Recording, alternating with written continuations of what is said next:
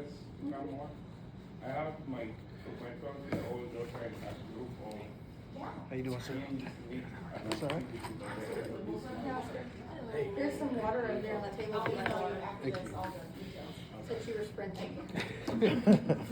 Yes, sir. Good afternoon, everyone. So I took the liberty to kind of create an agenda because I know everybody's time is very compressed. Everyone online, we're getting started. Okay.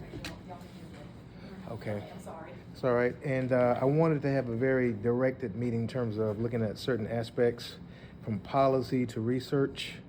We'll start with the stormwater utility ordinance. I think I sent everyone a copy of that.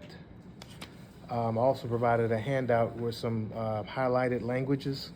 Section 5.1, 5-1-15 and section 5-1-17 of the ordinance. The first section is related to the actual effective date, which was January 1st of 2016.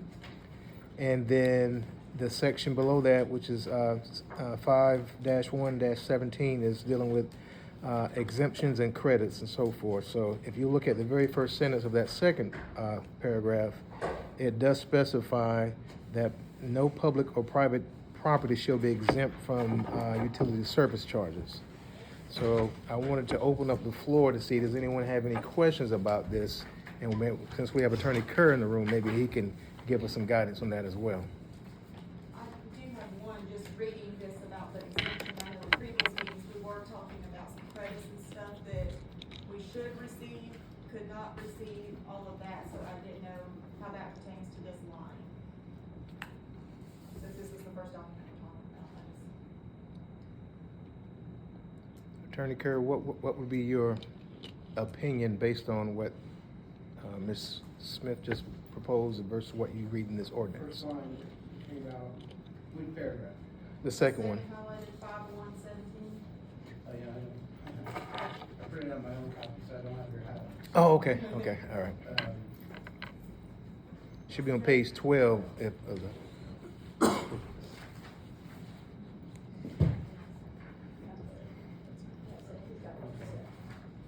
So, 5-1-17 exemptions.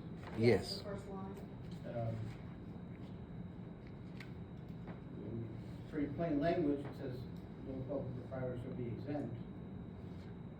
I'm not sure what interpretation there is to be made, but I think there are other reasons that the airport shouldn't be paying for stormwater fees. And those reasons would be related to what citation or reference? Well, I think Ms. Smith we had a meeting before y'all arrived, and I think she laid it out pretty well. You want to take the lead on all those reasons that you cited. I have my particular statutory reason, but you had discussed, we discussed making sure the GIS maps are correct, that the costs are being allocated properly. Really, this is for the protection of the airport and the city.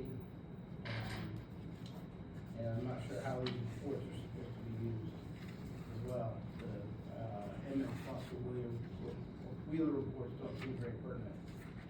Say that one more time, sorry? The Emmett Foster Wheeler reports do not seem pertinent to this discussion. I'll chime in on that a little bit, because I think your focus of your question is about exemptions and Yes, all yes. should be included in it. So I Yes. think as this conversation evolves, we're gonna probably take the position that if things are not being done in alignment with FAA requirements, we're going to take the position that the federal regulations would probably supersede these local exemptions. So I think that's the position that we will take, depending on how the conversation, again, attorney can chime in on that a little bit better, but I think if we find, I think, we all work objectively on this, but if we find that there is a conflict with some of the federal requirements, it will probably supersede the local exemptions. That's Okay. And let me restate my question. So in this line that you highlighted, 5117, Mm-hmm. again, our stance is not to be exempt, That's but true. it's not to be exempt. Okay. That is not our stance. Our stance is we are required by the federal law to have a cost allocation associated with this charge. That is what we need, plain and simple. That's good. Now, we need to address that, how we can move forward on that topic, and then we also, my question, there's three parts here. Okay. That, we need a cost allocation to meet our federal requirements. I know last time you talked about your federal requirements for stormwater and all that. We also wanna be a partner and make sure you check all your boxes, cause we don't wanna end up in federal court, right? Right. So that is one thing, we need the cost allocation to check our box. The second thing is, I know in previous meetings, the second part right here, or receive a credit or offset against such service charges. In previous meetings, there was discussion on how we should be receiving a credit, and I believe we haven't been, and y'all can correct me if I'm wrong, just make sure that's addressed in So the there's conversation. corrections to be made on the credits. I think there was Correct. we had talked about some equations on that maybe Yeah. you were gonna look into whether the credits were being applied or not. I think that was. Right. Okay. And then the third thing is the GIS system, Mm-hmm. which, again, that's my ignorance, I don't know if that falls under engineering or if it's another department, but to make sure that the GIS system correctly reflects what we're being charged. Because right now, when you pull up both of our airports, it says 0 under stormwater. So we just need to make sure that's corrected as well in the future. So Okay. there's kind of three parts and goals I think we'd like to get accomplished today. Okay. Or ways to move forward and set benchmarks for us. Okay, let's tackle the easy ones first then. GIS, let's tackle that one. Dr. Flight, It's a different department. is that what? Yeah, that was we got? easy. IT? We Okay, can, Evelyn? we are prepared, I mean, I understand it's a different department, but we're prepared to pull it up and do a shared screen if you wanna kinda, even though somebody else may manage it, but we can kinda show you. So I think they're all 0 for all non-residential. No, they're not, unfortunately. Sorry? I was looking at them this morning, actually. So for our airports, they're all 0.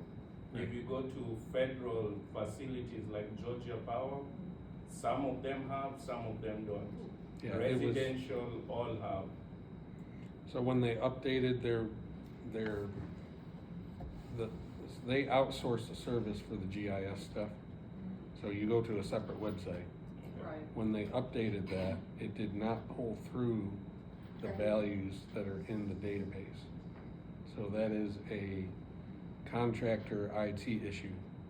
Okay, so we should start with that, go to, who was it in GIS? Evelyn. Evelyn, so we can start that conversation with her. When you say the Yeah, it's database, so there is a database, what accounts for the airport's stormwater surfaces? Is it a database? Is that what you're referencing? So we went over that Yes. in our, not the last meeting, but the one before.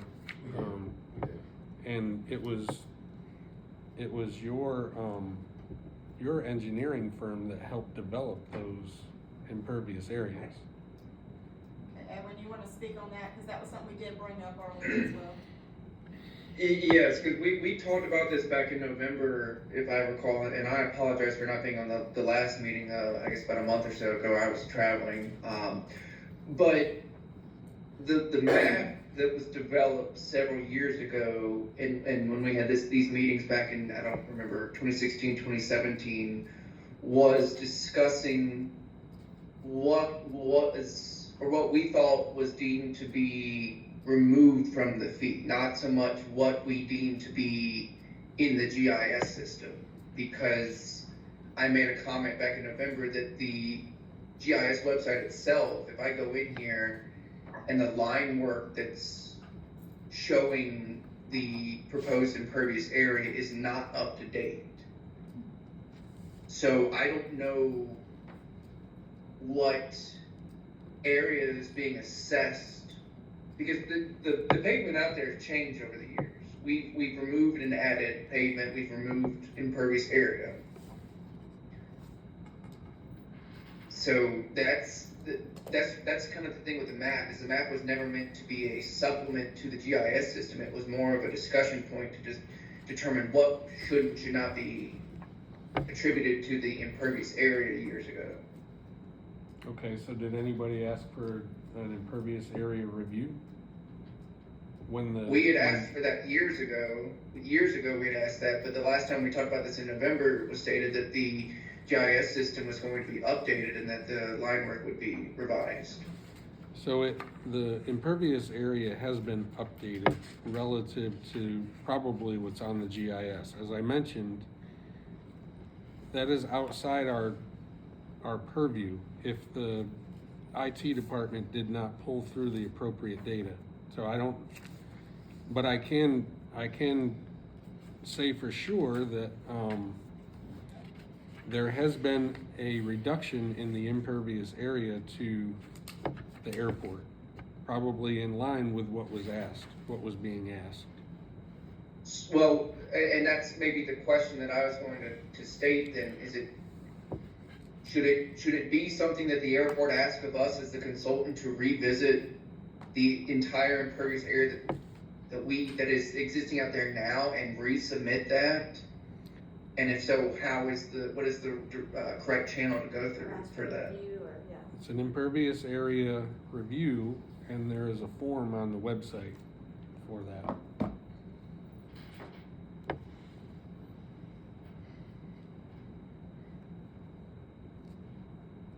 Where at on the website, just under the engineering link or? Yeah, under the stormwater section. But again, the original impervious area was done in conjunction with your engineering contractor. Just a quick question for the impervious area. So it sounds like it was done originally some years back. Does that get updated yearly, or is that to be updated ever, or? So if you don't ever go to if you don't ever ask for an impervious area update, you'll pay the original price. Because there's no way for us to track year to year everybody's impervious area changes. Does that make sense? Okay. So it's. But let me ask that question. But in the instance of an airport, when we could be potentially removing large amounts of impervious area that may have attributed to that fee, shouldn't that be taken into account? Taken into account for what?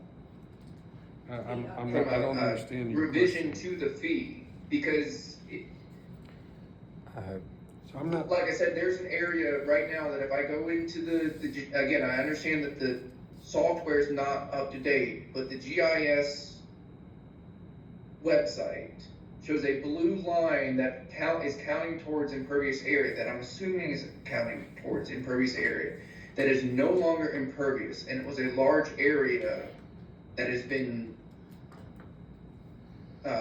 put back as just grass infield. Okay. Yeah. So- Go ahead, sir. How would we know that there's anything that's changed?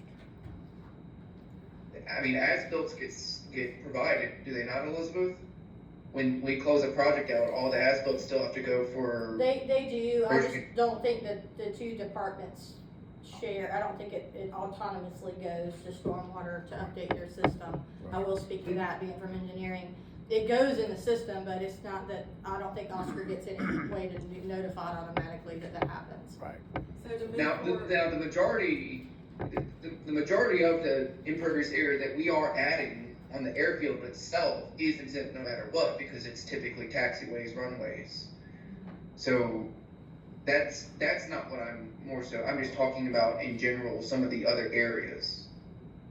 So moving forward, any area that we work on with a project, we then need to send it directly to Oscar But we need to do the review form. The review form. every time we do, okay, I'm following. Okay. This is not directly related, maybe indirectly related. When and if we ever update the airport zoning ordinance, will there be tools built into that to that marry into county systems that would update stuff of this No, I nature? don't think to this level of Okay. impervious, no.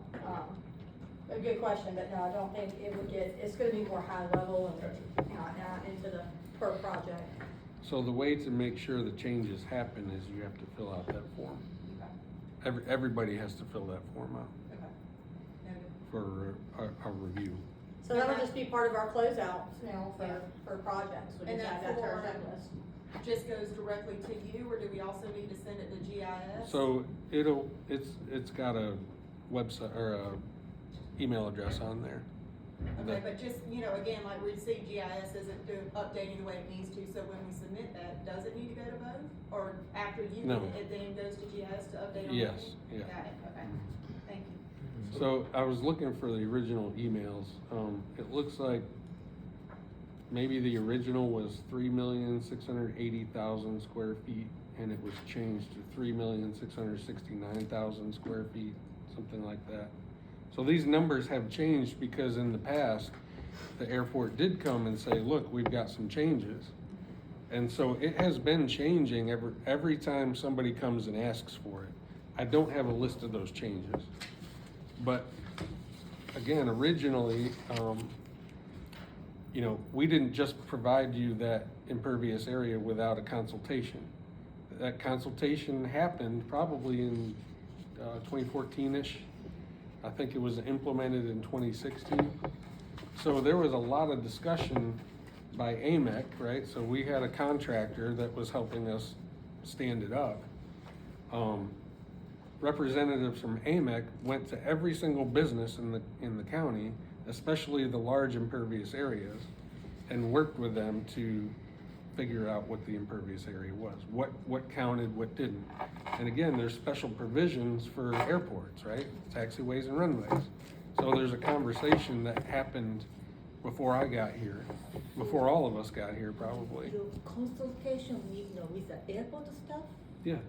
and you know what, 2014, maybe, I just came, so Carlo wasn't there. Right. Maybe you Right. not there, No. so, it's maybe our predecessor. Yeah, and that's what, the whole topic is, we just want GIS updated to reflect what we're doing. Yep. So now we know, we'll just. Yep. So add another sub-project. The make sure impervious everything- area date, just so you know, the Yeah. impervious area database exists in the engineering department, Mhm. right? So what's on the forward-facing GIS website may not be, that's not necessarily what you're being charged for. Right. And what you are just saying is what you presented on that PowerPoint, of what you're showing documented with stormwater. Right. Yeah, That's what I was looking up emails right. where I got the number Yeah, from. yeah, So it has changed at least 3 times that I'm aware yeah, of. yeah. Cause we're always doing some project out here. so Well, it's that's the okay. thing, Yeah. right? I mean, that's, Yeah. so the good thing about it is you can get rid of all your impervious area and you don't have any fee, right? Yeah, So, we hope. yeah, right. Raise that money. Yeah. Just to Okay, ask thank you. a follow-up question on that, was Daniel Field involved in that 2014, 2015 meeting? Yes. Do you know who was there present for the meeting from our end? It was before I was here. I was there in Okay. 2014 and nobody came to us. I was airport manager. I don't know what to say about Hey, that. this is My Jim. understanding was, This is Jim Plunkett. I got a quick question if I could. I'm kind of new to the game, but what I was hearing was talking about GIS as a model for impervious, areas, but then also that engineering maintains that, and that the idea was to provide information to GIS to alter that impervious materials. Are we looking at trying to change the view that you would see on GIS, or are you just wanting data to be uploaded to GIS? Both. The reason I'm asking that is, well, my understanding is that GIS gets updated periodically. This is more of a, flyover satellite kind of adjustment, and they don't adjust on a individual parcel basis. And so while it is helpful from the visual to show what's impervious or not, I think the lag is not going to be fixed by providing that data on an individual parcel basis. And I know we don't have anyone on GIS on the call, but I think the data that you could provide GIS would be helpful, and maybe that would be a place that they would focus going forward, but I don't know that it's going to be as responsive as we're hoping for, just as a practical observation from having done real estate in the past. Right. I'm sure that, And Jim, to that point, Edwin, can you pull it up real quick, the GIS to show? Because I completely understand, Jim, what you're saying about, you know, the, like satellite imagery and stuff, but whenever they do updates, would it upload the content of the details on the parcel and not necessarily the image? Or is that, you know, coinciding with the updates? Yeah, so the image is updated. If I zoom out here, the image is updated, but I guess the thing that I was making comment towards is that when we first started having these conversations years ago, this was the easiest database to come in and find what that stormwater fee is, because that's somewhat the easiest way for all residents to find out what their stormwater fee is. And now if I come in here, it doesn't provide that data, so I have no way to know if what is being assessed and if it's being assessed correctly. So this is the blue line is what's excluding and not it's what is excluding from the impervious areas. So these are grassed areas right through here, and a lot of this is all this is impervious. This is an impervious road, so that gives you an idea of what you're looking at. This is grass, that's grass. But if you go up here, this blue line is not updated based on, you can see how it jumps up here now. That's not what the part was, that's not what the airport geometry is. And like I said, this was where we would go to pull that number. And so if we don't have this updated, that was the question of where is that data coming from? But I believe it was Oscar that had mentioned that it's not coming from this website, it's coming from engineering department's local calculations. Correct. So in my understanding, this can get updated all day, this can get updated, but if it's not updated in the engineering department, it doesn't matter. Is that correct? Or vice versa? Yeah, so I think IT does a flyover once every 5 years, so if the blue lines get updated, the photo's not gonna be updated, so it's,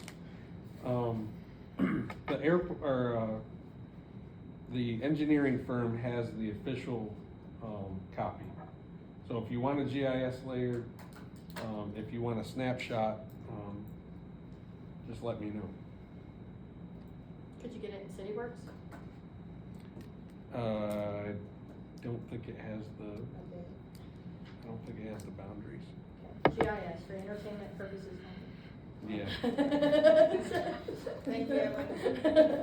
Well, to everybody's point, right, everything changes. Well, yeah, we pretty know it's not, frequently, so- and they say that on not just stormwater, everything, it's like, you can't guarantee this is I accurate, think those so. flyovers are like Mhm. $500,000. So, Yeah, trust us, we know, we want an aerial on our property. Yeah, we Yes. afford that. Question, Edwin, for clarification, were you saying at one time that when you looked at GIS, you could see the stormwater fee? Am I understanding that correctly? Yes. Yes, it is listed. Edwin, That's correct. So if I go to another one of these other parcels, it'll show what that fee is. So if you scroll down here, they're paying $1,100 a month. Edwin, do a screen share again so you can. Oh, I'm sorry. No, it's I okay. did not realize that it was. No, go ahead.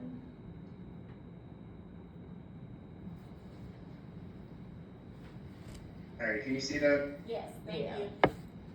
Okay, so this is the one of the parcels just across Doug Barnard, and when you click on it, when you're in the stormwater fee or stormwater map, it will populate. It'll show you the property, and then it'll populate the amount down here. So that property owner is paying $1,100 a month. Where versus if I come over here, it will select Augusta Regional and I will scroll down and it says $0 on 7 different accounts. Since it's technically, there are multiple tax IDs on the property, which are all these numbers. And it shows the same for Daniel Field as well. Okay, Yeah. but at I one would say, point, I think it'll show for, I think it shows for Daniel Field the same way. Yeah, it does. but at one point it did show. Okay, Yes, ma'am. okay, thank you. So Oscar has a, Just out of curiosity, does it do the same thing for Augusta properties, other Augusta properties, 0? Not all of Yeah. them. I did, like the main office, it does have a fee on it connected with the Augusta property. Okay, So if you go to, But that's the wastewater showing 0. Yeah, wastewater Right. showing 0, that's correct. so it sounds like. Yeah, that's so what that's, all of these are showing 0. So it's not an airport specific issue, it's just Augusta's properties are showing 0, Correct. even though Augusta's supposed to pay streetcar fees. Correct. Yeah, it's just inconsistent across the board. Yeah. It sounds like it was consistent at one point and Right. then it got inconsistent when they updated. Right. That's what it sounds like to me. Yes. Probably when you Yeah. went to a Yes. third party or something. Yeah. Yeah. yeah, we'll have to look into This that. is a tool for citizens for people to go on and to, okay, so that's really the okay. Alright. So Doc, When you're fighting with your neighbor over your property line and that kind of stuff. Yeah. It comes in handy a lot. so Oscar has a So if you recommendation. can send me an email, I will send you the GIS screenshot, the property details. And if you fill out the IA review, we will work on that. Got it. Okay. I'll send an email right now requesting those items, and then we'll work on the forms. Okay. So you want to tackle the credits now? Corrections to be made on credits?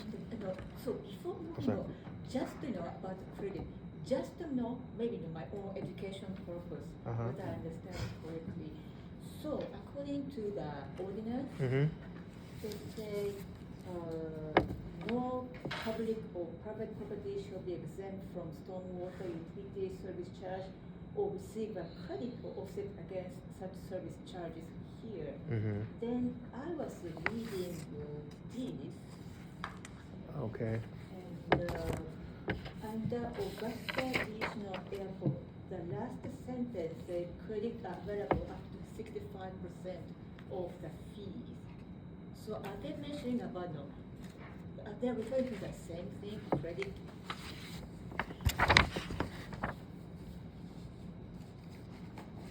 So yes, there is a credit that,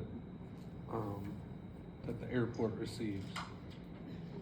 It is 60, 5%, which is the rate. The ordinance said no, like with no exception, credit, yeah, I think that might be worded poorly. You think it might be what? I'm sorry. Worded poorly, Okay, gotcha. because it says you can't get a credit, right? Right. That's the way I read it. so. That we doesn't can't- make so- any sense. so, Yeah. Okay, okay. Well, but also it says except as provided in this section, Yeah. the very first phrase. So maybe it might just mean update the ordinance. I if- got Yeah, at the end of the day. It does have an allowance. Yeah. Yeah. And I know that was another thing we discussed in other meetings, about if we are getting the full credits. And it was something on your presentation, and I don't have that in front of me. But I remember there was a couple things, and I think Mr. Troutman asked to verify we're getting all that. Did we get that straight? I'll check, Okay. but that's what's in the database. Okay. This line, Yes. this is from the whole presentation here. Thank Right, you. right, right, Okay. right. Yeah, that's what I have. And that was something that I was curious as well on. I think we were all curious was this 1,380 ERUs, is that pre or post credit? Because it seems pretty high for just this area here for 3 million. I mean, I did a quick count right before we jumped on. and was coming up with just around 315,000 without any credit. So, but you said you were gonna look into that? Yep. And Okay. does that show Daniel Field as well? Yes, ma'am. I'm gonna take a picture of that from my brain. Somewhere in here. I know I saw it. Thought I saw it. Yeah, there it is. Okay, got it, thank you. Okay. So Dr. Flight will look into that. Yes, All ma'am. right, so let's go to cost allocation. Ms. Smith, can you elaborate on that per se? Yes, I'm making that real quick. Okay.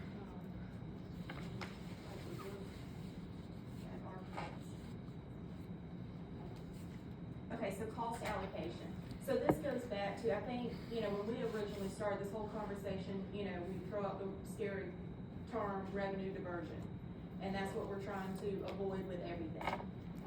And per both of airports' legal counsel and the FAA, we have to have a cost allocation plan to correlate with the fee we're paying. Federally, we have to, because if anything comes down to it and they see that we're paying a bill that we don't get anything in return, that's on airport property, that's what will then deem it revenue diversion. So again, going back to, we keep reiterating, we're not against paying it, we just need something. And I don't know if anybody brought a copy of the bill that we can visually just show, if you just put in this one line, what it allocates to. And I know we talked about, when we pay water bills, it shows how many gallons are being used. When we pay power bills, it shows how many watts are being used. If we can just come together in some form something that we can put on there, we'll all be Or covered. even the services that we get from stormwater, like SWPP, working under the industrial permit, the inspections, and we can talk to Satora more, and I don't know how much in the weeds it would have to get, but it has to show some services listed there. And they have to be fair and reasonable. Yes, it has to be defendable, it has to be defendable, I'd say it's probably the best, I'd have to say what legal thinks on that, but. So let me jump off that point Yes, and yes. talk about what Atlanta is doing. Do you have an update on that, Mr. Judon? I don't, they do pay a stormwater fee, as I mentioned, in the email, they pay a fee to, Clayton and Fulton. The majority of it is to Clayton. I think there's more acreage in their airport in Clayton County. They could not tell me how it was allocated with their plan. I talked to their finance person and one of their maintenance people, so they handed me over to a third person who was a sustainability manager. They said that this person may understand a little bit. I did talk to FAA today, which is probably a better source of information. And, I was wondering, so because cost allocation plan for stormwater, I'm not the expert, so I don't know the mechanism of, the cost allocation for that subject. But, water, sewer, is pretty, but straightforward. More use, more money, less use, less money. And it's pretty much on pretty much consistent except for the, bad weather or something happen. So the nature of the storm water, is it something we can be quantified? If we can it in a regular basis or more like more like a sporadic? Like, one day we said, you told one day you have to come here and Elizabeth to come into the field and do some research or That's like something. Right. So if that's the case, if this is the more like a on need basis, most party or either or we have to just put the log like a spreadsheet. Right. So is that the case? I don't think FAA need a very detailed or elaborate. We know that it's not hard to quantify, like a water or sewer. So just to be on the log basis.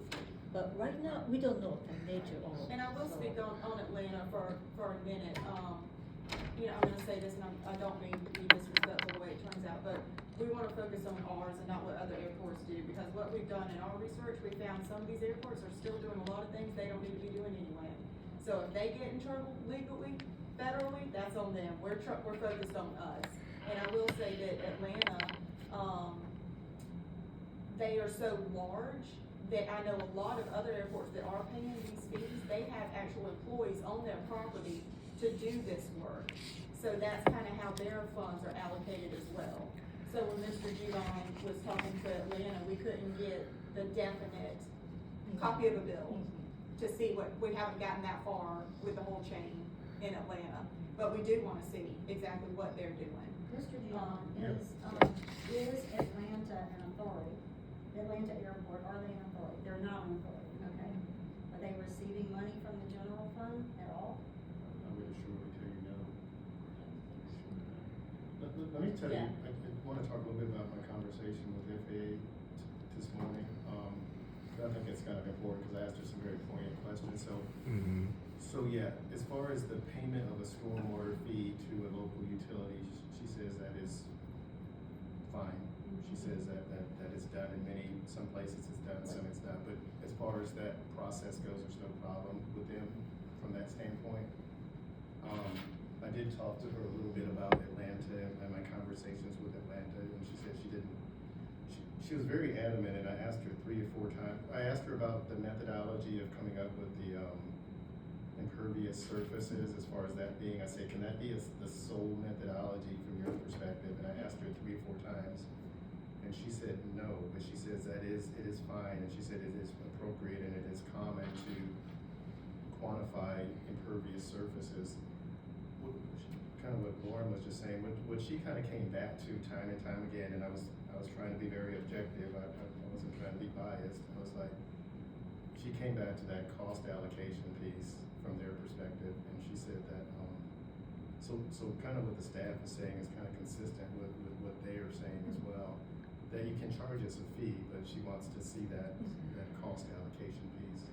Well, what I'm afraid of, I don't know this person's background. I don't know what her technical background is. Do you want to share what her expertise is? She's the compliance person. So, and you may recall on the last call, she actually, so she deals with this in the Southeast region. So they're kind of the experts in this. But she also, you may recall on the last call, she said she had staff in her office that could, from a legal standpoint, from a technical standpoint. I think if we gave them all of our data and all of the issues that we're dealing with, they have the residents, they have the experts that deal with this, that can objectively adjudicate this for us. Right. They really do. Because I'm gonna peel back the layers a little bit. So I do remember the talk about cost allocation, but at a very, very high level, I remember what's allowable in terms of expenses, operating versus capital expenses. At the highest level, that's really what we're talking about in terms of, because we talk about operating capital expenses, what's eligible expenses. If you have an operating expense that you incur, that is allowable. Not under the revenue diversion. So under your ordinance, yes, but if you look at the revenue diversion, the definition, it doesn't matter if it's an operating expense or not. It has to be quantified. Well, but even before you get to that step, by definition, if in order to avoid revenue diversion, you have to have a qualified operating or capital expense. I do remember that definition from our either November meeting or the prior meeting. Couture read that general definition out last Yes. week. So yeah, an expenditure,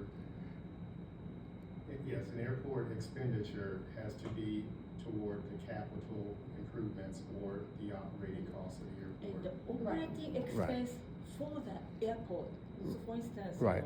the money we earn, that money we can pay our salary, but they can pay your salary because you're not the And most- airport employee. Yeah, but- Most of our operating expenses, probably 90% of them are internal to us, right? So if Right.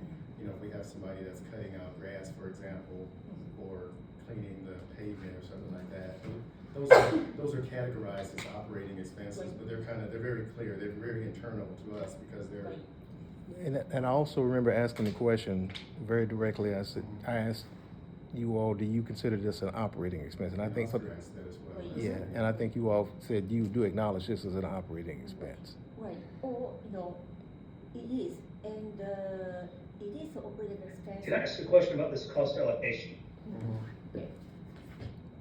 Brett? Yeah, go ahead.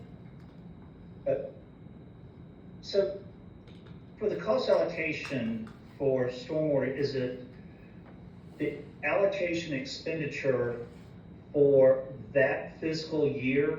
Or is it that you may pay a fee and not receive the services in year one, but the cost of doing whatever stormwater that be done is that you basically have to accumulate or collect the funds over one or more years to be able to complete the stormwater project? So is the allocation on an annual basis that you have to have essentially present consideration, or can it be collected over a period of time, so to speak, averaged over years? I believe fiscal year. And so, aside stormwater, but in accounting general, it's a matching principle, like, in a very, in general. So whatever paid this year should be, benefit of the same year, in general. Yes. Of course, there is you don't have a timing issue, so there are some exceptions, but in general, it's a matching principle, pay and receive. Yeah, because And I big, think Jim, just to expand on your question, is that in the context of like a capital project? So let's say they were putting in some drainage infrastructure that kind of was a prolonged project. Is that what you're kind of talking about, more of a capital project?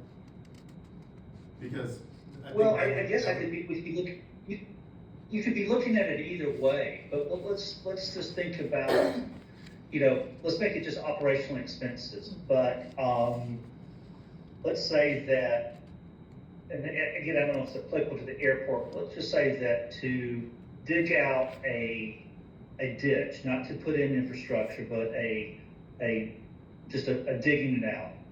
And let's assume that for our conversations is an expense, all right? So in year one, we don't do that, but in year two, we do it. Over the 2 years, it would have cost you, let's say, 10 grand. So, but in year one, you're gonna pay $0, and year two, you're gonna pay $10,000 as opposed to $5,000 over the 2 years each. Is that what I'm understanding? well, So, because it sounds like your stormwater fee is a fee for services, and that you're going to, in the year of receiving the service, you're gonna have to pay the full amount, as opposed to averaging it over an annual collection. well, Jim, I want to step back for 1 second, because I don't know if I've sent you, you have a copy of the report that I sent out to everyone else.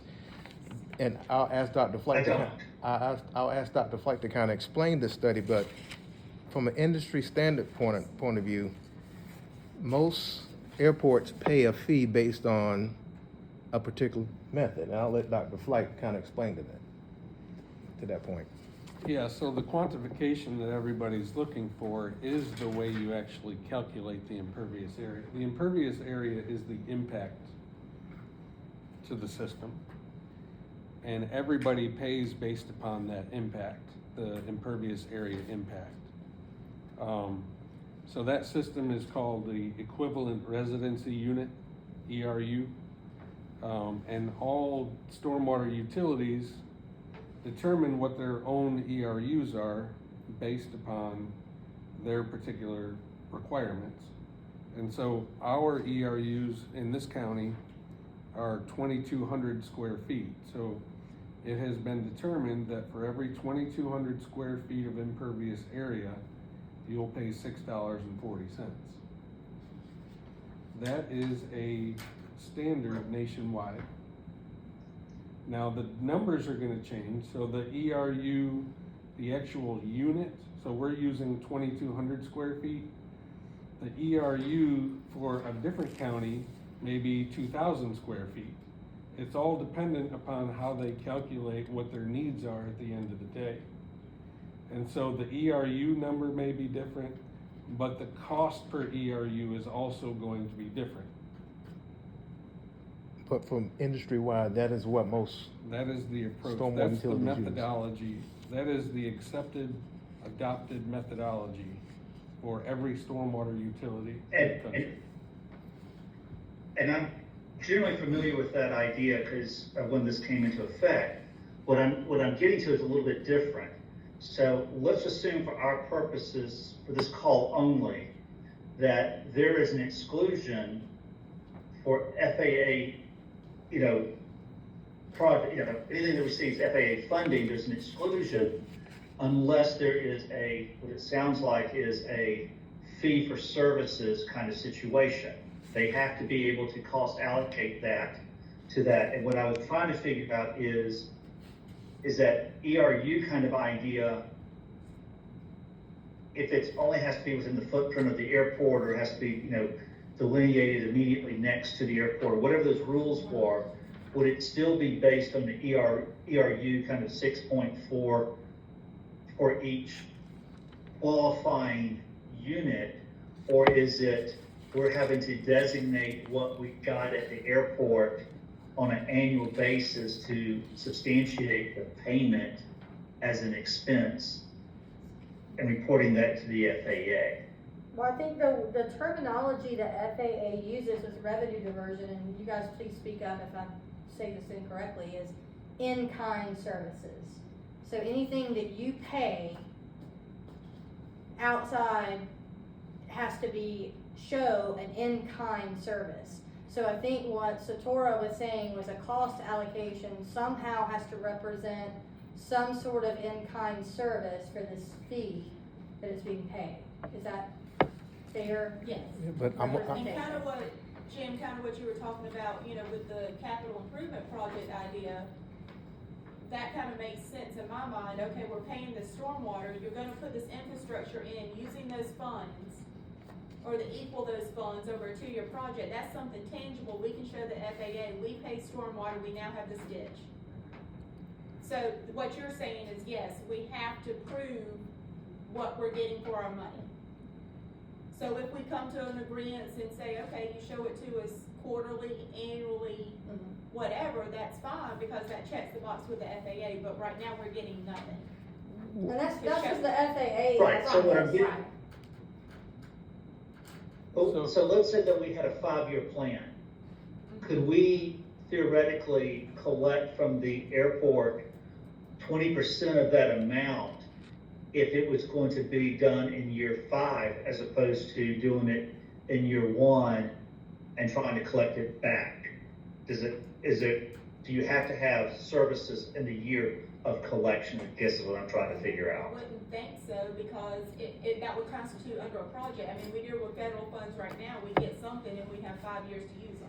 So I think that would be fine. Well, You have to have a. But- yeah, well, I was saying, Lauren, I think you, Right, I see yeah, I that. think what he's saying is that, it relates to the stormwater. So a Right, right. stormwater improvement upon the site, not a CIP, not an AIP or CIP Correct, funded project. but the reason why we keep talking about the ERUs is because Oscar used the term impact. As you operate this airport and you have this service that where runoff is occurring, you're creating an impact on our streams and our creeks and things like that. So, and I wouldn't see this as a capital expense. I would see this as an operating expense because you're operating this airport, but you're creating a negative or adverse impact on how we operate our stormwater system. So I don't think we should go down the capital project road. Right, and Chris is making, in the accounting world, Right. there's a few definition of the capital expense. So, one, pretty much the straightforward is each organization or jurisdiction have a price threshold. So the price threshold that the airport and the citywide use, which is pretty common, is $5,000 per unit. Right. Anything below is operating. Right. And or another one is a characteristic nature of the expense. Right. So even though something we you spend that add the value of the property. Right. So for instance, if you replace a roof, like a rooftop, or maybe HVAC or something. yeah, HVAC, Mhm. or upgrade, something. So if capitalized, Right. don't expense. It's capitalized. Right. So the nature of the storm water, yes, it is expense, and the city specifically designate the, the cap could also go as a 52, which, which constitute expense for the services. That's right. Right, so if the city say 52, it's operating, nothing, nothing, capital. So we Right. can forget about this 5 year. Right. Like year expense. Right. Yeah. And also to kind of touch on what you just said, yeah, we understand that our runoff, it can cause erosion in other places, so my question is, could you not implement, utilizing the funds that we pay through stormwater, could you not implement a project on our property to help address those erosions? So what happens if you have to pave the road out in front? Up front, you mean? Yeah. On Doug Bernard? Doug Yeah. Bernard, what happens if that road needs to be paved? That would be out of the county That's the stormwater, not city. ours per FAA. That's city. That's city. But there is a usage of that road, there is a public usage of that road to come into this But the facility. FAA doesn't see it that way. I Yeah. get Yeah. what y'all are saying, so Right. here, I already know. listen, Right, right, listen, yeah. listen. Yeah. Hang on a second, let's just finish this discussion, because this is a law discussion, right? Right. We're not getting anywhere, Right. we're literally going nowhere with this. And so, honestly, it's a waste of time, because this is a law discussion. Correct. Your city attorney says he's with you. Okay, well, I don't know where that goes, because this is a city ordinance. So, I can't win that battle, right? I'm just an idiot pushing this project forward, right? So this is well beyond me, but your own city attorney is along with it. So this is way outside anything that any solution we're gonna come up with today. Okay, so that was another talking point that we discussed, the options to move forward, so we Okay, can finalize. yeah, I don't know what Yeah. those As are. we see it too. Right. Yeah, let me make a recommendation, and I think and Charles, I think you were a little concerned last time about taking this externally, but I do think we pose this to our FAA person, she said it last call, and I talked to her today, they're not gonna start an investigation on us. I think we kind of put together kind of a point paper with these issues that we are dealing with objectively, and let them chime in whether we're doing it right or doing it wrong or need to do something different, because that ultimately covers up, the bottom line with us, we're looking at our grants and our grant assurances, our ability to get funding from that. So can I make a suggestion? Wait, let me back Go up. ahead. Okay. Yeah. So, the purposes of these meetings Yeah. was to try to come to a consensus about how we can have a resolution long-term. Right. I do have hesitations about one taking this public in any form or fashion, because, I'm sorry? I said it won't be public in that sense. Well, It'll be if you- outside of our, if you t- somebody will be looking at, but that's their job. Well, if you take it to the FAA, I'm gonna have to notify the commission, just by the nature of how this could impact the city. So it's gonna have to be brought public, because the commissioner's gonna have to be made aware as soon as you take it to the FAA. That's just my responsibility. But in doing that, you have to be prepared about what the outcome would be on the opposite side of doing that. Okay? There's a lot at stake when you do that. A lot. But also, let's look at it from the perspective is, I don't think, I'm gonna piggyback on what Oscar was saying. Okay. I don't think we have the expertise in this room right now to adjudicate this. And even if we kind of came to a handshake agreement as to, we could be wrong. Let's say that we were going down a different path with this meeting, and we reached a point of agreement, but let's say we don't have the knowledge. I mean, let's say we shook hands and say, hey, we're gonna pay the stormwater fee, but we're doing it the wrong way. That's not the right path to take neither, because we'll just be accumulating years of doing something. This has to be adjudicated at some point with an expert.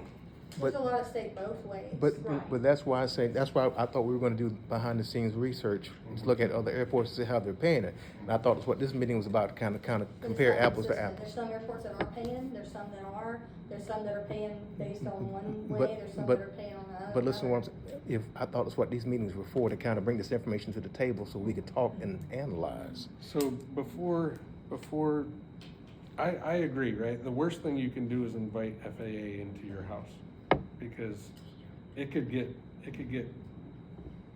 who knows what they find, right? So first of all, I have two suggestions before you do that.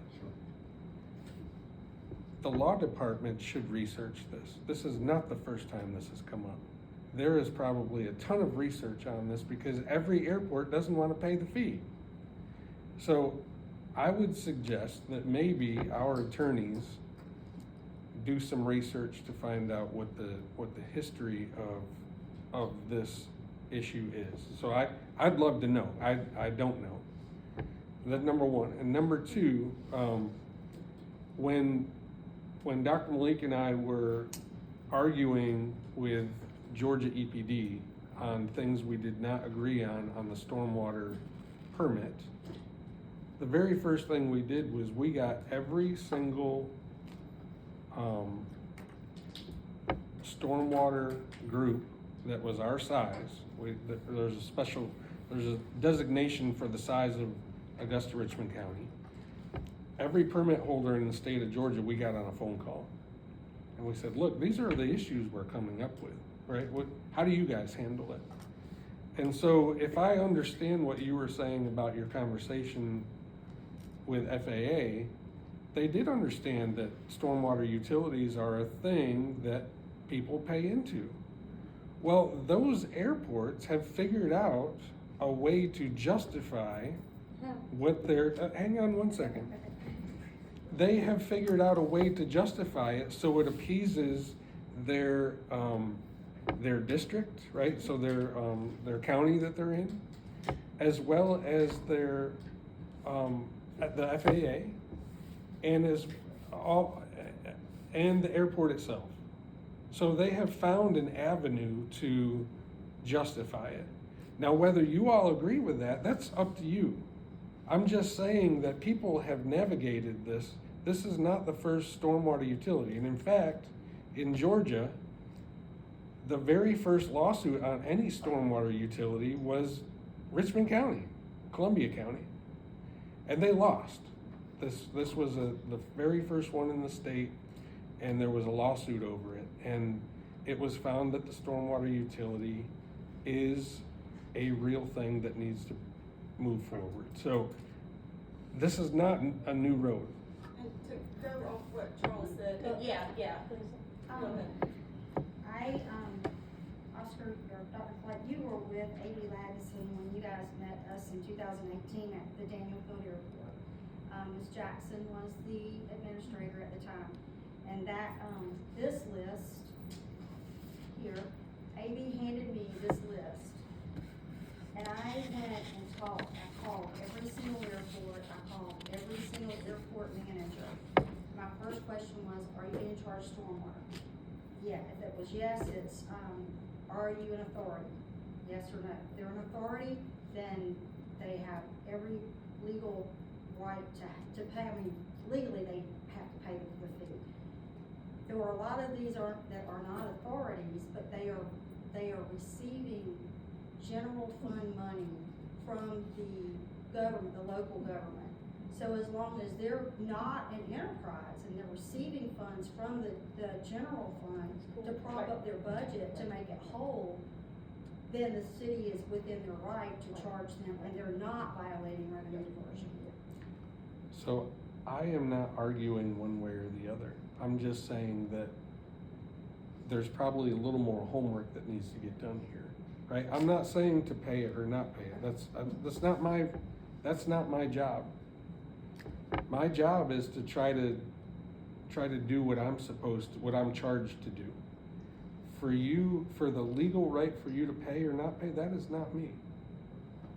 So I've got no stance on But you that. just made the comment that that these airports have found a way to agree to pay the fee. Well, we just found that Yeah. Atlanta does. They do, I guess I wanna go in circles, it's not always that simplistic, because every situation is a little bit different, but I guess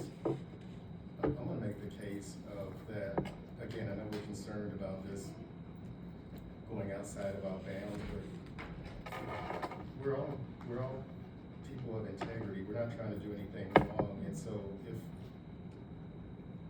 if somebody outside of this room finds out about us seeking some adjudication, if we're not doing anything wrong, what's the issue? I mean, We're trying to find the right we're just trying to avenue. find an Well- answer. And I'll say, to Oscar's point, you said, have the legal look at it. They, right now as we stand, they have, and they side with us that we need a cost allocation. So now with that being said, they've done their research, they agree with that. What is now the next step? Because our council has said we need a cost allocation. So we're coming back to you asking for one. You're saying you aren't gonna do one, so now what's the next step? No, I don't know who said that they weren't going to, but the cost allocation is actually in the way the But that's the fee is methodology. calculated. It is not a cost allocation. That's the difference. It's a methodology. We agree with Okay. your methodology. We agree with that. But we need to show where the money's going. So who needs to dictate how we move forward with that? If you don't want Well- the council, I- what's the next step? Again, that's what, the purposes of these meetings was to do the research to find out how, because research is showing the majority of the airports are paying these fees. And that's what Becky just. But she just said some of those are not So enterprise that airports. backs up. But that some of- backs up what was mentioned in the beginning, that we don't know whether they're doing it correctly or they're doing it the wrong way. That's right? why we're focused That's, on us. that's why we are focused that when, if FAA was to come to Augusta Regional or to Danielville, we want to make sure that we do not get into trouble, right? The same way you're saying that the city does not get into trouble. Does that make sense? I Another get, resource that we have, if you guys are comfortable with it, we have a couple of, airport industry groups, mhm. that work out of DC, that, again, they deal with these issues and they probably have that same level of expertise. Right. I just think a third party adjudicator, somebody legal who understands this, needs to come back and say, hey, you're right, you're wrong, whatever, just to kind of. So that's one thing Satora said was you have to do it case by case because every airport structured so differently and with FAA rules, I mean, it'd be a lot easier for us just to write the check and not have to deal with any of this, I mean, honestly. But with every airport being different, that's why we really have to analyze this. I think, but it's incumbent upon this group to take that extra step to find out what airports are similar to us in terms of how we're structured. Let's do that research before we get to extreme measures. That's all I'm asking, But because sir, the we still research is have out to there. make sure whatever they are, so if we've researched it, just laying this out here. Let's say if I find 4 airports in our region that are enterprise and around the same size as us and structured the same city municipality. And we say, okay, this is how they're just paying it, or they're doing a cost allocation. We still have to do more research to figure out if that's even correct, and the only people that can tell us that is the FAA, is if the way those airports are doing things Well, is correct or not. and So- with all due respect, in that research, you may find out they have vetted it with FAA, but we haven't done the research. How would we know? So let me ask you, so, you, the city against asking the cost allocation plan, or you just, don't, you just don't know the, not the methodology of the SWOT, but the methodology, the mechanism of, quantifying for the cost allocation. Right. So which is your argument? Are you against or? I'm not for or against anything. I'm pro doing the research to find out who's doing it right, have they vetted it with FAA, and then we can make this, we can resolve this amongst ourselves. But I think we need to go that extra step of doing the research first. But we'd still need to get the FAA involved to ask them if the airport is doing it correctly. Because if we go to Atlanta and they're buying right or wrong, they're doing it right. You see what I mean? But if the FAA says, no, Atlanta's doing it wrong and they're under investigation, they're not gonna tell us that. You're giving a hypothetical about a particular airport. But no, I'm saying all the airports, because I Right. agree, we can go out and research every airport, but we still need to go to the source to see if they're doing it right.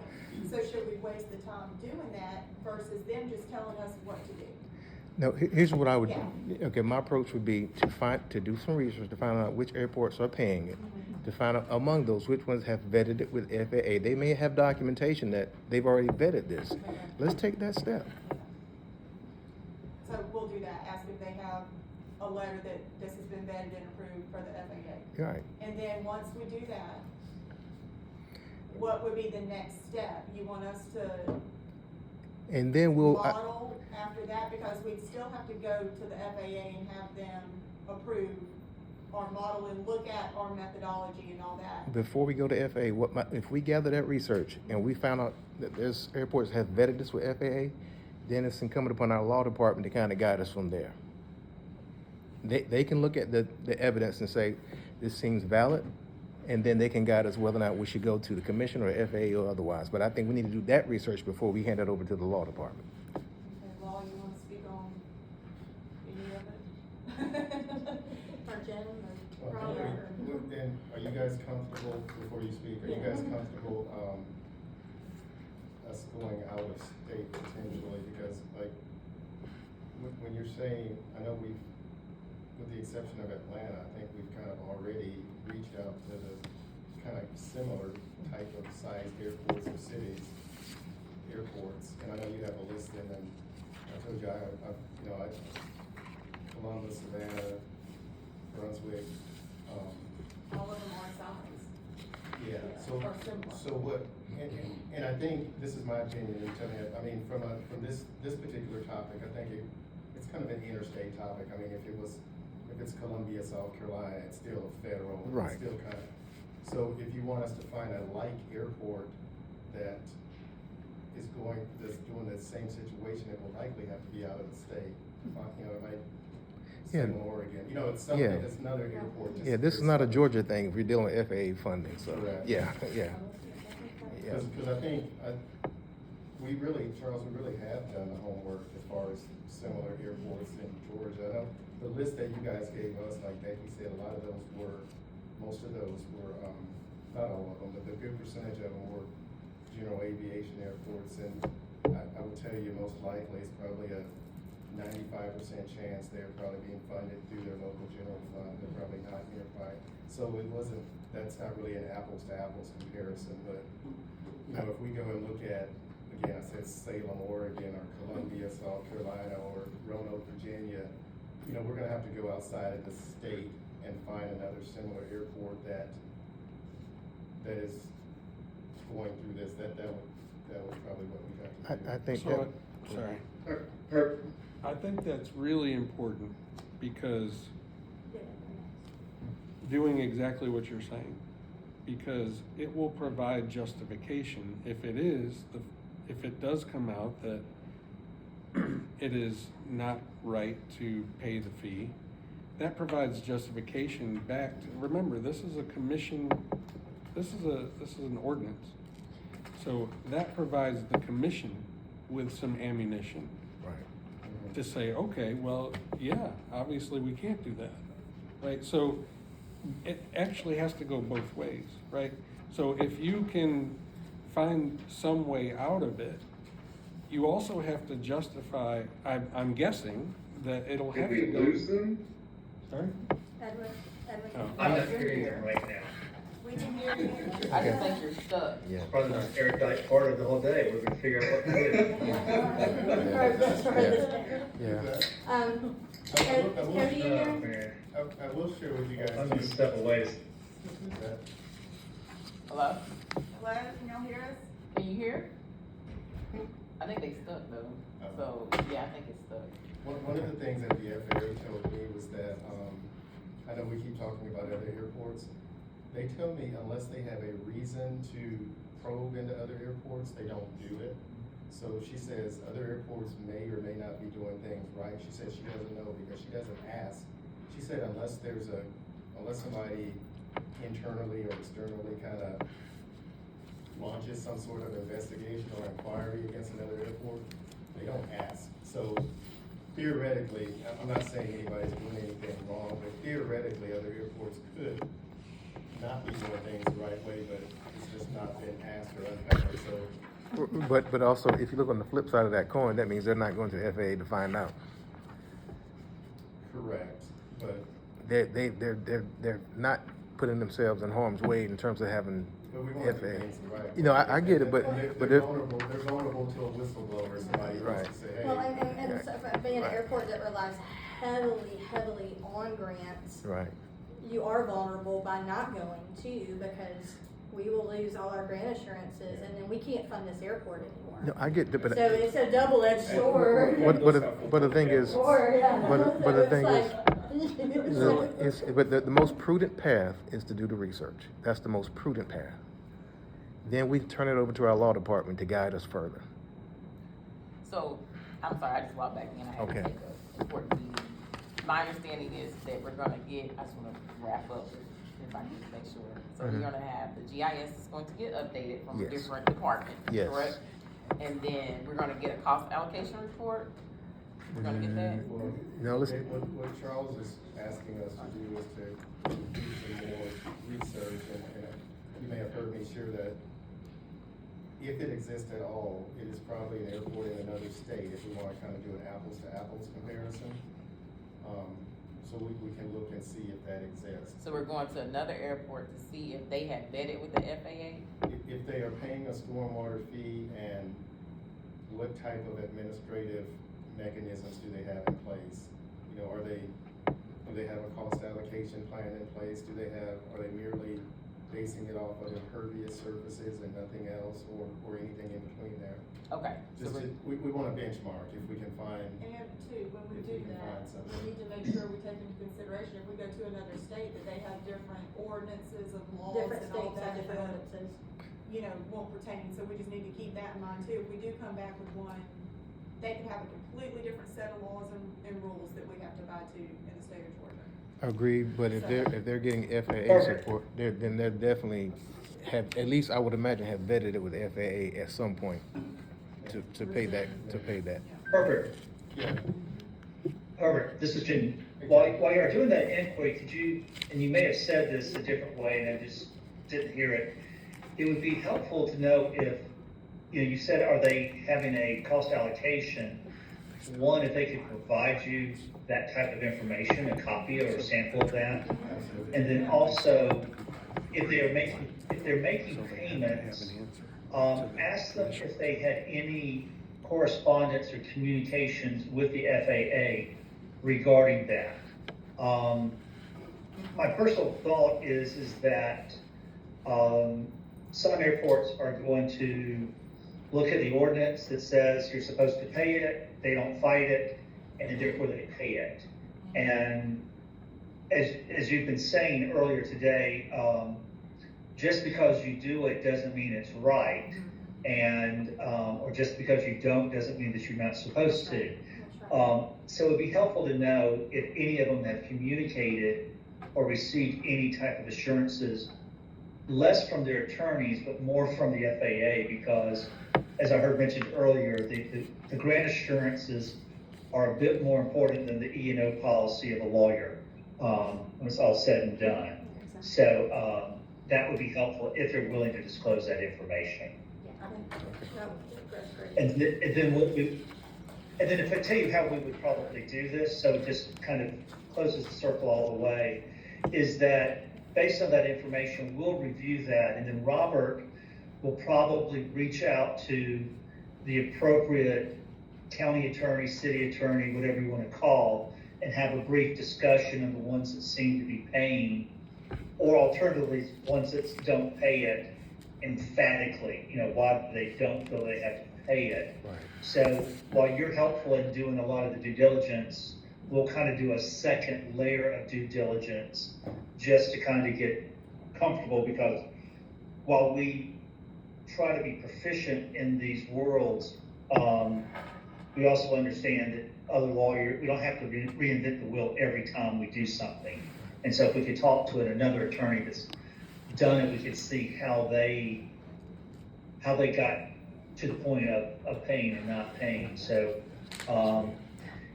if y'all had to put a window of how long it would take you to communicate with the various airports, how long do you think that would take? Depends on You know, how a quick week? you return calls. yeah, I think what I will do, I think the. A week, a month, a year, you know, kind of, I think a way that I should, I mean, I've got I know a lot of colleagues at similar sized airports in other states, so I'll reach out to people I know, but, the industry groups that I talked about, we've got 2 airport industry groups, I think that's a good conduit as well, to reach out throughout the nation and get this information, so, I'll try some of my personal contacts, but if not, I'll let the industry groups help me.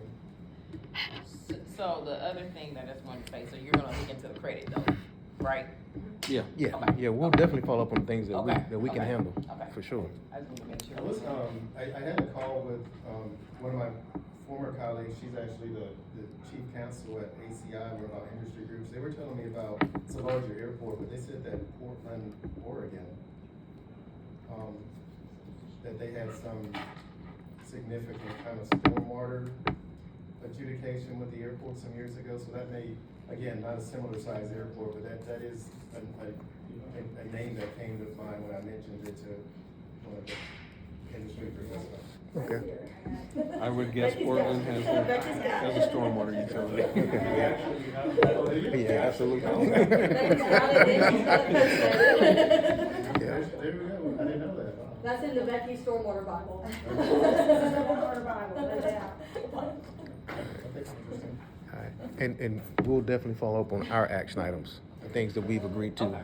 Okay. All right. Now, I guess one final thing I'll say, I know we've got kind of a course of action, there is an appeal process in the ordinance as well. There sure is. You know, that could be also, I know we're trying to kind of solve this, but I mean, that's something. I figured you'd bring that up, that's why. I was waiting for you to bring that up. My handy attorney brought it to me. All right. So that's a way for us also to kind of Right. formally escalate this to get a review as well. I agree. internally. Yes, so do remember, you're trying to do what you're supposed to do with FAA, but there is you also have to comply with the county ordinance, so either way, you have to appease both of them, right? That's why we're in all these, because we're trying. Just related conversation, I'm not really asking more so, what is the, I know Tim Finance isn't here, but what's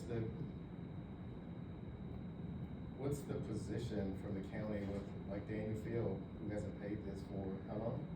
Since inception, we haven't paid a dime. Yeah, I mean, what if we were just, I'm not saying we're gonna do this, but just a hypothetical, because there hasn't been any consequences, just us kind of, what if we were just to stop paying our stormwater fee? You'll get a letter from collections. We actually have He's a like, letter calm down, from Oscar. collection. No, I can, what would happen is, and I'm surprised it hasn't happened, again, having been in Augusta now for 4 years, I tried to avoid having any type of public discussion about a complex issue. About what issue? About a complex issue. Understand. Because once it gets out in public, you can't control the discussion. George Epstein. Yeah, here comes George Epstein. Yes. And so that's why I think if we do the research now, we tell our decision makers, we have truly vetted this issue, and now we have to bring this to you for public discussion. Right. Just, because it almost seems like something, I'm not telling you guys to do this, but it almost seems like something they can kind of just ignore it and it just, there's no consequence, it just Well- goes years and years and years. Well, I guarantee you, if you stop paying it, I can't speak for, but if you stop paying it, I guarantee you won't be quiet for long. I'll be like a child and I'll say, well, you let them do it. So the And the challenge with them is their lease says that they have to pay their bills. If they don't, the city has to pay it. Becky, I was wondering. So it's still getting paid. Does that It is not getting paid. separate financial statement? Or That's what they have. It has not been paid yet. Right, but if they're not paying it, then the city has to pay it, so it's kind of like, you're not pulling from another department to pay because it's not getting paid at all.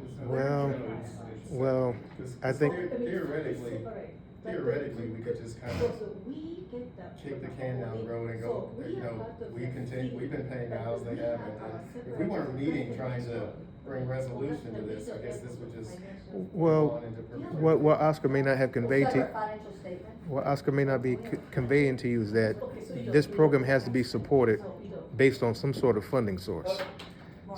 So, you know, if I we was don't going get, to say this, but Robert's going to have to finish up for me. I did not anticipate this going for okay, an hour and a half.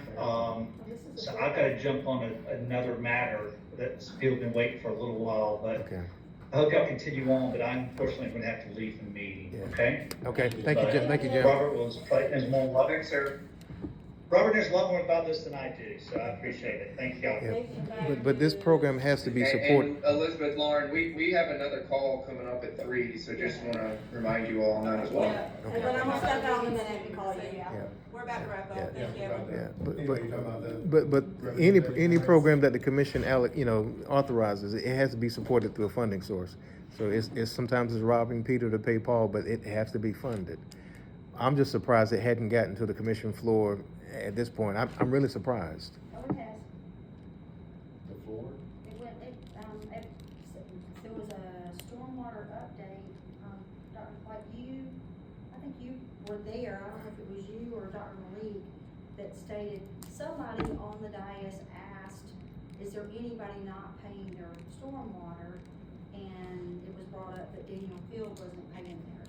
So, yeah, we had George Escala knocking on the door, and so was George. He came and, interviewed our chair, which is David Fields. Okay, and that's good to know. But let me add to that context. In terms of, I guess, ultimately, if the FAA finds that we're out of compliance, there will be fees and fees on top of the. Potentially. Yeah. They could, I can't speak for them, but I mean, they could just say, going forward, you're talking about if they found, they could just say going forward, you gotta do X, Y, Z, or they could ask for back, pay, essentially. Yeah. I wasn't here then, but there was a revenue diversion case that came against Augusta, I think in the late 90s or something like that. And the county had to reimburse the airport back pay, so this has happened. Yeah. And going on experience with the FAA, self-reporting is not punitive. They are not gonna be punitive if you self-report. If they catch you and it's punitive, then it's gonna be triple what you owe. So I will say, doing what you suggested doing, absolutely. But if we get to a point where we have to go to them, we're better off to talk to them and it not escalate to an investigation and then help us develop a plan than them coming in uninvited, because then we're all in. I- It's better to tell on ourselves than them find it. Yeah. I agree. If I'm that's. not saying we do that, If, right? I'm not yeah, saying we do. yeah, So okay. just so you know. If it gets to that Just point, saying. then it gets to that point. Yeah. But but to safeguard everyone, let's do our due diligence. Yeah, Okay, so yeah, we're in agreement yeah, saying, we okay. don't want the city to have to pay us money back, we don't want to get shut down by the FAA. So that's why we just need to get it put to bed. Yeah. Absolutely, Yeah. absolutely. Okay. Okay, Edwin, it's just you online, we're gonna let you go, buddy. Bye. Talk to you later. Oh, he's frozen again. It's There is a I don't know if this is gonna be the case or not, but a possibility that exists is we may, when we look for similar sized airports, it could be a scenario where we go out there and there are none in the country that pay it. But I guess that would be good data as well for us. Yeah, that'd be good for the commission to know that you couldn't. Right, but I Yeah. tried, Yeah. find stuff I and mean, now there we're may good. be, Yeah. I may go out there and the airport, there's different, we've got kind of three or four major categories of airports depending on their sizes, on how many passengers they receive. So we're considered a non-hub airport based on the number of annual claimants. Mm-hmm. So I could go out and poll all the non-hub I don't know if this is the case, but it's possible. I could go out and look at all the non-hub airports, and there is none that pay a stormwater fee, so just, I wanna put that out there that it's possible. So, Dr. Flight, all the research that's been given, I mean, can you recommend a couple of cities from some of these reports? I've looked at them, but I hadn't really Yeah, digested so, them. unfortunately, it doesn't tell you which ones have airports. Okay. And you might be able to look at the list Well, I mean, and, I can find it, Charles. I Okay.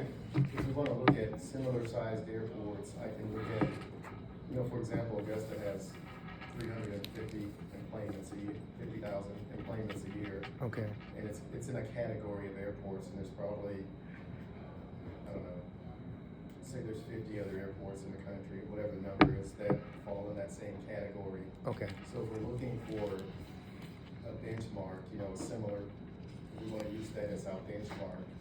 I can find out what those are. It's Okay. really easy for me to find out. Okay. Yep.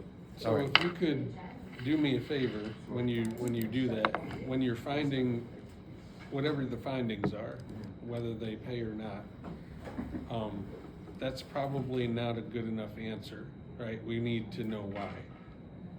Why are they not paying? What was the reason?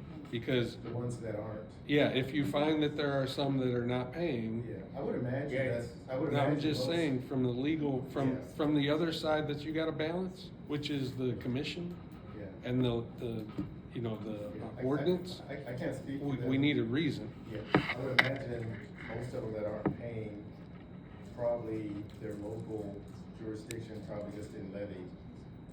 I don't know. And there- It may be case by, So whatever the reason, Yeah. right, you gotta go that one extra step to have the actual, because that was the case in the state of Georgia with Savannah and Columbus. They told me that they've never, their local county hasn't levied, there's never been anything that's. yeah, come up. Savannah does not have a stormwater fee. Right.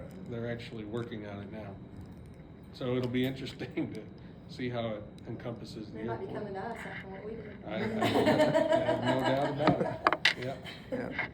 Okay. Again, if they're an authority, then they're not comparing apples to apples. Or if they take money from the. Yeah. city. Yeah, I'm not suggesting, I mean, Yeah. that's why it's a good idea to ask exactly the same. Yeah, because none of us know. Okay, It's all right. complicated. Okay, thank you all. I think people can be- Okay, all right. Thank you, guys. Mr. United, check the drawing for me real quick. I got a quick question for you. I'm about to run. Hold on. We're gonna go meet with the FAA. I'm not gonna meet with the FAA, but not about this. So, supreme law of the land is the Constitution, right? Right. And then you've got statutes, treaties. Right. And then you get state law, and then you've got local law, right? So our local ordinances specifically state that they're not gonna pass a law in conflict with federal law. Which is why cost allocation is so important. We won't, we can avoid the violation of the revenue diversion FAA ordinance, or it's in the CFR, it's codified. So if we can get the cost allocation, then we can avoid being in conflict with federal law. Here's my pushback to that. Everybody throws around the phrase cost allocation. I think this is the cost allocation. But it doesn't specify how costs are, the fees, the stormwater fees are of benefit to the airport when the location of the service is miles away. It's just a general cost allocation based on a formula that applies to everyone. It's not, you're not showing a benefit to the airport. Okay, so here's how I see it now. That's what you're saying, but I believe that, like it was accounting, wherever there's a liability, there's an asset.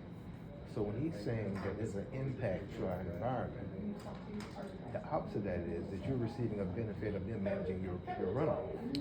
Agreed. But you can't quantify it when, you know, Well, he's quantifying it by those measurements. but that's how you make, it's how you get the calculation. Charles. It doesn't show the Have a good benefit. Okay, have a good one, sir. Okay, all right. I think we have a difference of opinion. I feel like the fact that there's an impact to our environment and they're managing that is a benefit to you all, because you all don't have to manage, I mean, the airport doesn't have to manage that. He's managing it on their behalf. That's the benefit that they receive. Well, there's no benefit to the airport. It's the benefit that they manage the stormwater program. But if they don't, and nothing changes at the airport, then what's been the benefit to the airport? Because what happens is, the city has to manage the stormwater. That's, Right. there's federal federal regulations. They're guided by federal regulations, just as the airport is.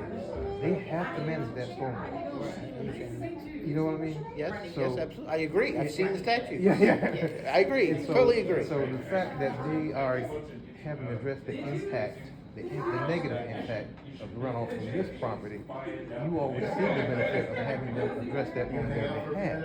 That's how I see it. I understand what you're saying. I understand.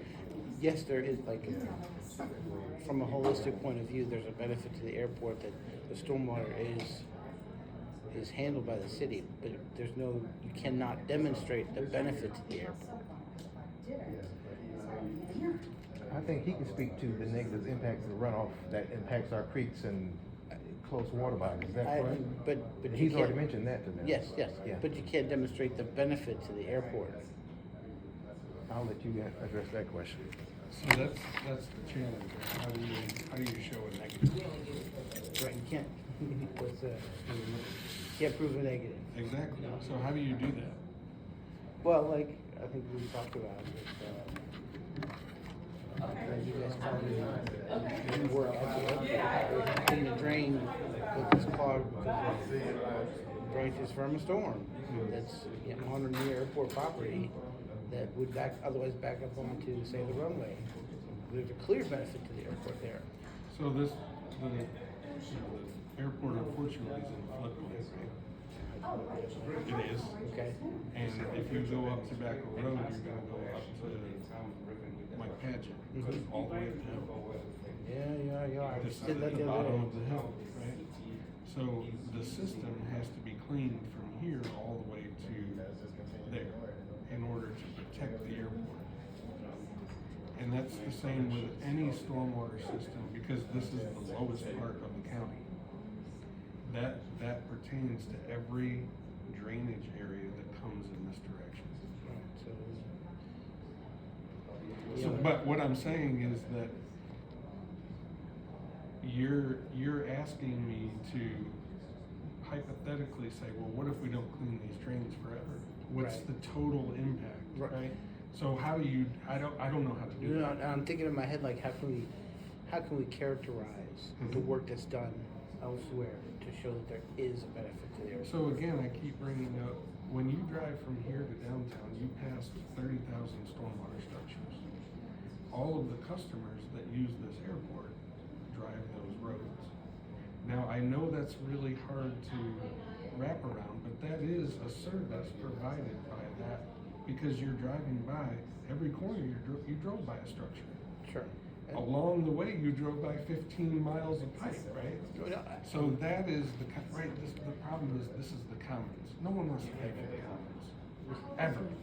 Right? Nobody ever wants to pay for commons. No one ever wants to pay for clean water, but when it gets dirty, everybody wants it clean. Right, so that's the yeah, exactly. So I can't give you a number because, actually, the number's $13.5 million. Because that's what's brought in every year to maintain the entire system. So, But that's why the research for other places is so important, because they could have the answer that we just don't know about. There's no doubt. could. This has been litigated, for sure. Yeah. As I sat here after I said it, I brought up two lawsuits, stormwater and cost of, those are the search terms. Was you mentioned Columbia County litigated stormwater? Yeah. Were they litigating revenue diversion, or was it just the validity of the stormwater fee? Validity of stormwater. Well, I don't think anyone argues with that. But,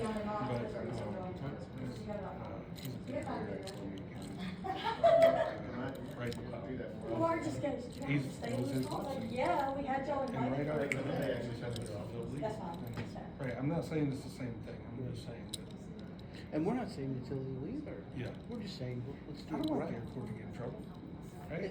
And we don't want the city to get in trouble. Yeah. That's the whole thing, we're trying to protect both parties. Yeah. We're trying to protect the airport so they Alright, I can gotta pull get our in funding. Understood. And we're trying to protect the city because if the FAA comes in and says, No.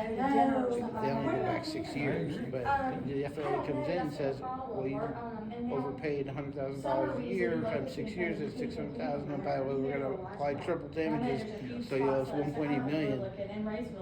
So let You don't me want that ask- to happen. I need a favor. I'll let you know if we plan anything. Can you Thank you imagine guys. now? All right. All right, have a good one. Can you imagine that you now take two payers out of the pot, and that information gets around the county? What does that do to the stormwater program? So what I'm asking you to do is, because everybody else is gonna, I'm not gonna pay it either, I'm not. Yeah, So let me- No pun intended. No Right, pun that's in a the, good one. yeah. When you find the answer you're looking for, I need the justification. Oh, sure. Because we will need that to stop everybody else from Well, doing that's, this. that's the thing, you know,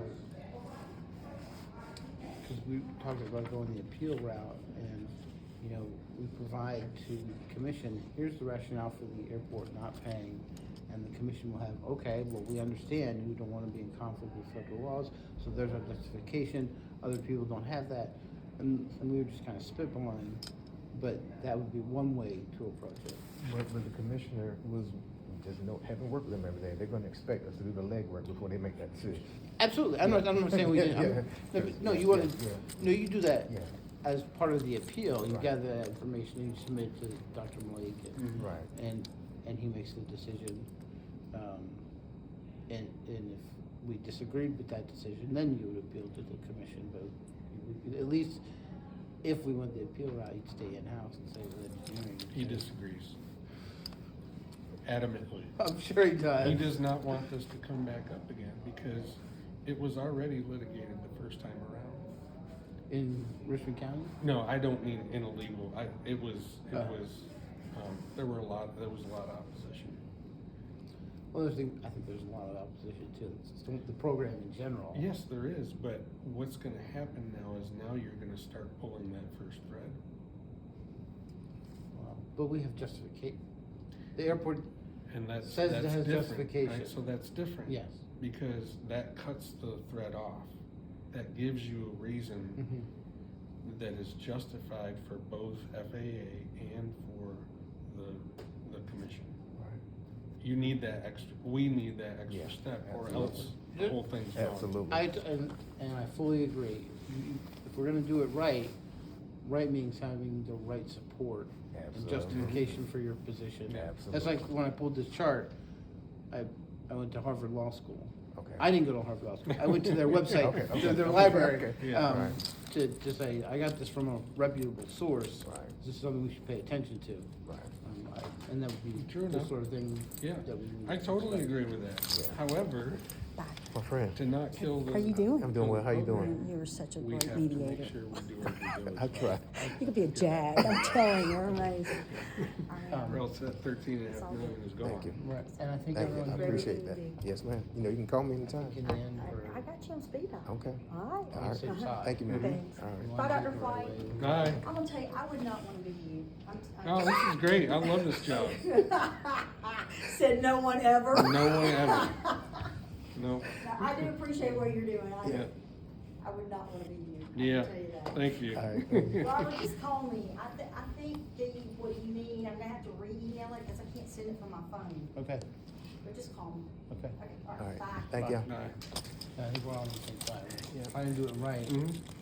but we don't know what's right yet. Yeah. So we have to do the research. Sure. Because they pay how much into the system? They pay a lot of money. I think it was 900 8,000. a month. Yeah. We looked at a bill this morning, $8,800 Yeah. for, and 32 cents or something. Yeah. That's a big chunk out of our program. It is. Hey, so I love the fact that everybody's going to try to cut costs, right? Right. That's what I want my government to do. Right. I mean, really. Right. Not quite the way the federal government's doing it. I have it right. Because as soon as I said it, I saw the words come out of my mouth and understood what's going on at the federal level, and I do not want it to be done that way. Anyway. All right. I just want us to take that extra step before it goes public. Yeah. And I'm telling you, there's a lot of people in this room that need to do the same, because there's a lot on the line. So can you do this thing, does it have to be in the public meeting, or can you have that in the, And legal? legal? Legal is for personnel, real estate, and what's the other one? Litigation, Litigation. So this probably could fit in the legal, but what goes in? potential litigation. Potential litigation. This could be potentially litigating the city suing the airport to pay the money. It depends on how you all interpret it, so you all would have to decide that, whether it would go to legal, but I can't imagine it would say private very long. So I wasn't gonna say it, but, you know, the process that we have to go through when we call the list of people, or the accounts that haven't paid, the ones that haven't paid actually go to collections. Mhm. Daniel Fields is going to collections, Yes. as you probably know. So that's our internal process to. But I like your point. Don't just find out that they're not paying it, find out why. Yeah, and again, there is a benefit, it's just that intangible one that nobody really wants to justify. It's really hard for me to explain that to everybody. But from what I Again, understand, this is at the bottom of the hill, right? but from what I understand from our last conversation, cost allocation was thrown in at the very end of the discussion about revenue diversion. I think there's other methods you can do besides cost allocation, from what I remember. It's not just a cost allocation plan. That's not the requirement. No, it is not, but that is one way to. That's one way. One way to justify the cost. Yes, one way, but that's not the long requirement. I do remember that. So it is, that's the first question I asked, and maybe I shouldn't. I said, well, you pay your water bill, right? That's a utility. And the hard part that people can't really wrap their head around is, yeah, that's my dollar for dollar, right? I get that part. But this is not a dollar for dollar utility. Which leads to the problem of how do you quantify? Well, so that, as I say that, it is a dollar for dollar, because how many utilities can you get out of paying? You can do that here. You take up all the impervious area. Then you literally don't have to pay anything. Right, so you can, that is the quantification. It is the space that you're not allowing water to go back, percolate down to the ground. That literally is the charge. Is that why they do the ERU basically? Because you have the surface that you're creating an impact Yes, on. that is the impact fee. And I don't want to say fee because it's utility, But that's the basis for the calculation. it is. But that's also the impact. Right. That's the method, that's the impact. Right. I don't think people here are seeing it that way. I don't, But- and it's hard to think about it that way, right? But that really is, at the end of the day, that is the charge. I understand what you're saying. Sure. I'm not arguing with you, I understand your point. And I don't think They're that, just approaching it differently. I understand. and I'll be honest, with you, I don't think the person that, she was very knowledgeable from a compliance standpoint, but the young lady from FAA, she didn't have the background of an engineer. No. She doesn't understand that. Well, I was very surprised because I asked her, what do you do with the stormwater utilities? And she didn't really know what, at least on the call, she didn't really know what the stormwater utility was. This cannot be the first time this has come across your desk. There's stormwater utilities everywhere. Because that's the only way you pay for stormwater stuff. Anyway. All right, thank you. I was asking this for the, take my parking lot, I'm afraid of that. Yes, park, in the, I guess the short-term parking. Yeah, I got it. Yes, ma'am. Oh, yeah. He needs one. I was afraid to ask. You was afraid that. I was afraid to ask. Didn't I offer you bottled water too? I know, but Oh my that was goodness. before the meeting. Here you Okay, go. thank- All right. He's just gonna donate to the city. Thank you, Attorney King. Thank you, ma'am. All right, you guys have a good one. Okay. Sorry to drag you out here. No, it's all right. Sorry. It's all right. We had a good conversation, but I think we got one thing. We don't want to take this public. Do not take this public. It's like you said, it's gonna pull through, and then everybody's gonna come at the same time. Somebody's gonna find some sort of cost allocation argument, I'm telling you, why stop at airports if you're gonna do that? That's it. That's exactly it. Anybody that ever gets a grant is gonna say, oh, that's cost allocation. And I'll be honest with you, there's a lot of people out there that work here. They don't want us to go Yeah, to that. right. You know, it might actually work out. I didn't pull. You know, the attitude for stormwater waxes and wanes as well. And you may actually have 6 votes these days to get rid of it. And you never know. Well, the reason why I say I don't think they get rid of it because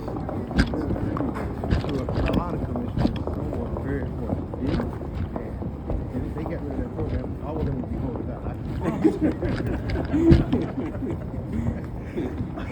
Because there's one thing people, will not tolerate, two things, miscollections and garbage, and improper flood control. Yeah, that's right, that's right. Those are the two things that'll get you voted out of office. Which makes my current position the worst, literally the worst. You have the most. I got both of them. Dang it. You have the most pressure of anybody. Yeah, in the city. no doubt. And I'm just shocked. And I told him, I said, if there's anything that is next to the talk about, you want to be real. Yeah. You know what I mean? Yeah. All right. Yeah, I hope, I do think they're doing the right thing. Right. But They do have to check. they gotta check. Don't be late. Don't just say, well, we checked in Georgia. No. Yeah. Don't check this. Yeah, that's right. Yeah. And I told Mr. Yeah, Jadon, this time. he and I graduated from the same university. Oh, really? University of Charlotte. Okay. I talked to him very frank. Yeah. Yeah. For sure. The director, you have to. Yes. You're responsible. Yeah. Because they said, student crime. No, if you go to the FAA, I have to alert Miss Allen, who Yeah. has to alert Yes. the mayor. Right. Yeah. Yeah. So listen, I mean, at some point they have to be. They'll find out eventually. I mean, we'll have to tell them. But if he doesn't do his due diligence, Yes. woe unto him. Yeah. Right. Yeah. And to his argument, well, they're not paying, so yeah, I guess. I get it. But you're gonna be the one taking the fall. That's right. Exactly. You know what I mean? Yeah. All right, sir. Yes, sir. Thank you.